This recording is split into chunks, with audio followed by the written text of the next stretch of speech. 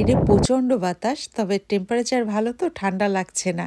আর এমন বইতা শাক দেখে না তুলে কি পারা যায়? আমাদের শীতপ্রধান দেশগুলিতে যখন সামার আসা শুরু হয় আর যেখানে নতুন মাটি থাকে সেখানে বইতা শাক হয় অনেক।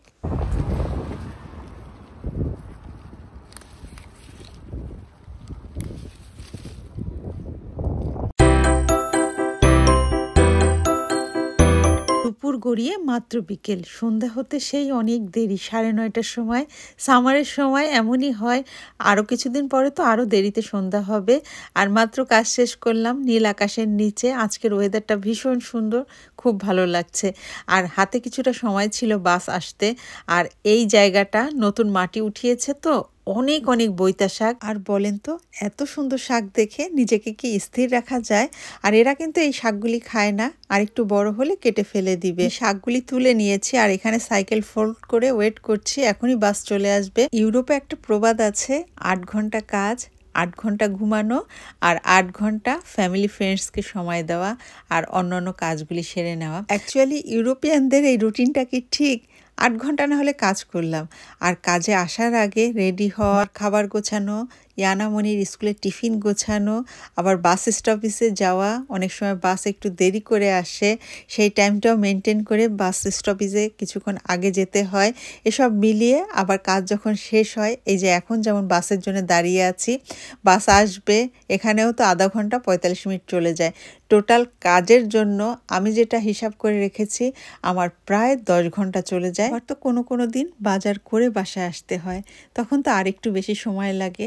আসলে প্রবাস জীবন অতটা সহজ না।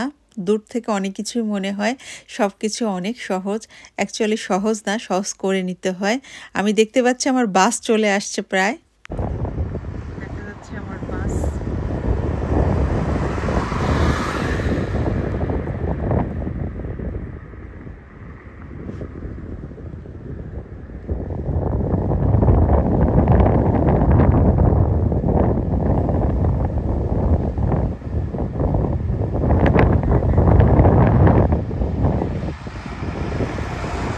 বাসে উঠে প্রথম কাজ টিকিট স্ক্যান করে আমার সাইকেলটা ফিক্সড করা, না হলে পড়ে যাবে। যেটা বলছিলাম, ইউরোপিয়ানরা যেটা বলে 8 ঘন্টা ঘুমানো, তবে 8 ঘন্টা ঘুমানোর সময়ই তো পাই না। বিছনায় যেতে যেতে প্রায় 12টা বেজে যায়, তারপরে একটু ফোন দেখি, ঘুম আসতে আসতে 1টা 1:30টা বেজে যায়। আবার সেই সকাল 6টার সময় উঠতে হয়, মাঝে মাঝে 6:30টায় উঠি। এই তো তার মধ্যে রান্না করতে হয়, খাবার খেতে হয়, অন্যান্য কাজ থাকে। এখানে তার কাজের লোক নেই, সব নিজেদের করতে হয়। মালিক আমরা, কাজের লোকও আমরা এখানে। কাজ শেষ করে যখন বাসায় যাই, ভাবি কখন বাসায় যাব, একটু রিল্যাক্স করব। আর এভাবে যখন বাস থেমে থাকে তখন খুব খারাপ লাগে। আসলে ট্রেন যাবে এখান থেকে, লাল আলো জ্বলছে, ব্যারিকেডও নামিয়ে দিয়েছে।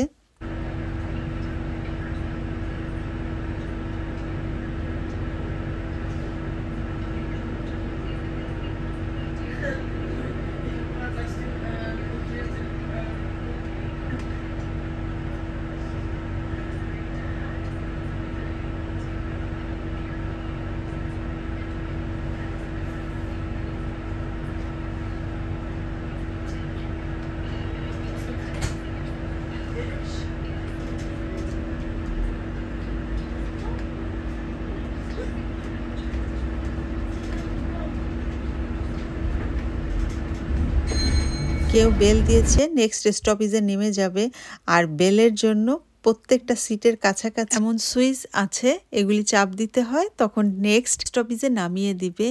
আর বাসে ওঠার সময় অবশ্যই বাস দেখে হাত উঁচু করতে হয়। কিছুদিন আগেও গাছের দিকে তাকালে মন বিষণ্ণ হয়ে যেত, আর এখন সবুজে ছেয়ে গেছে গাছগুলি, পুরা সামারটাই থাকবে এমন। আমাদের বাসার খুব কাছে একটা চিড়িয়াখানা আছে, প্লাঙ্কেনদাল। একটা দিন খুব সুন্দরভাবে স্পেন্ড করার জন্য জায়গাটা খুবই সুন্দর, আর বাচ্চারা তো খুব পছন্দ করে এখানে আসতে। স্কুলগুলি থেকে প্রতি বছর কয়েকবার বাচ্চাদের নিয়ে আসে এখানে ঘুরতে। সামনের স্টপেজটাই হলো প্লাঙ্কেনদালের স্টপেজ, কেউ উঠবে হয়তো এখান থেকে।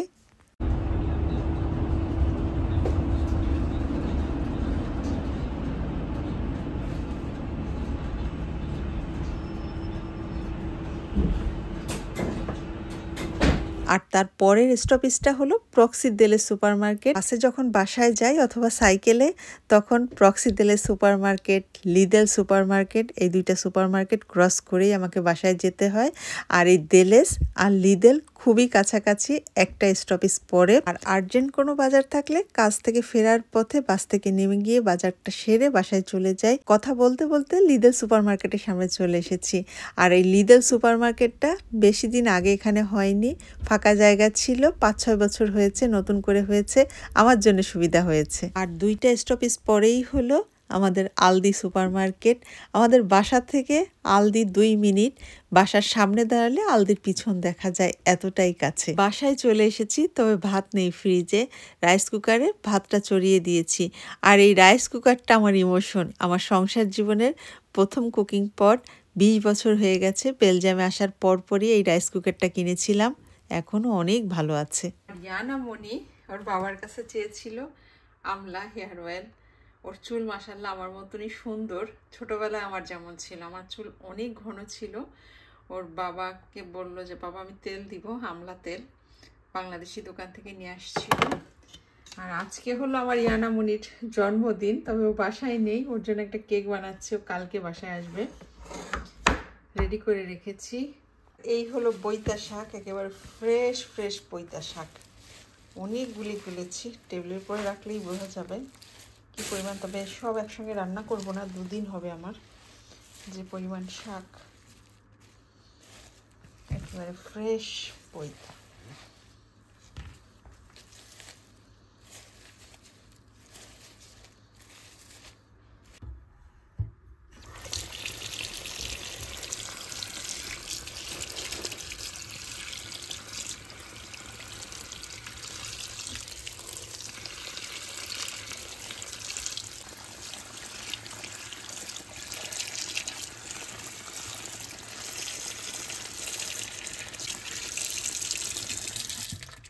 শাকগুলি একটু ভিজিয়ে রাখলাম। কাজ থেকে ফিরে সাধারণত যেটা করি, বাগানে চলে আসি আমার গাছগুলিকে দেখতে। ট্রেন যাচ্ছে বাসার পিছন থেকে বরাবরের মতো। আর এখানে লাউ গাছ বেশ বড় হয়ে গেছে। এখানে 2G 1G এগুলি কাটিং করতে হবে, 1G 2G 3G কেটে দিলেই লাউ আসা শুরু হবে। এইটুক হলো আমার লাউয়ের জন্য রেডি করেছি। এখানে একটু করলা গাছও দিয়ে দিয়েছি। আর এখানে এনে রেখেছি ছোট ছোট এই লাউ গাছগুলি, জাস্ট এখানে লাগিয়ে দিব আজকে। দেশি শসা এই সাইডে লাগিয়ে দিব তাই ভাবছি। আর এখানে আমার বাগানের প্রথম গোলাপ ফুটে গেছে, এই কলিগুলিও ফুটবে।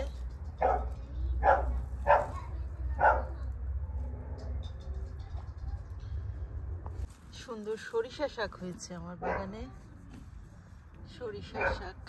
ভাত কমপ্লিট।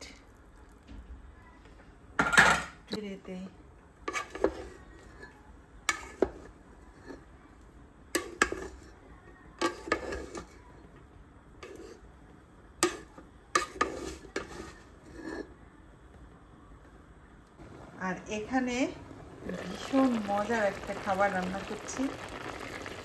এইবার যে পেঁয়াজের পাতা দিয়েছিল, সেই পেঁয়াজের পাতা, আলু, টমেটো দিয়ে ডিম রান্না করছি। এটা ভীষণ মজার একটা খাবার।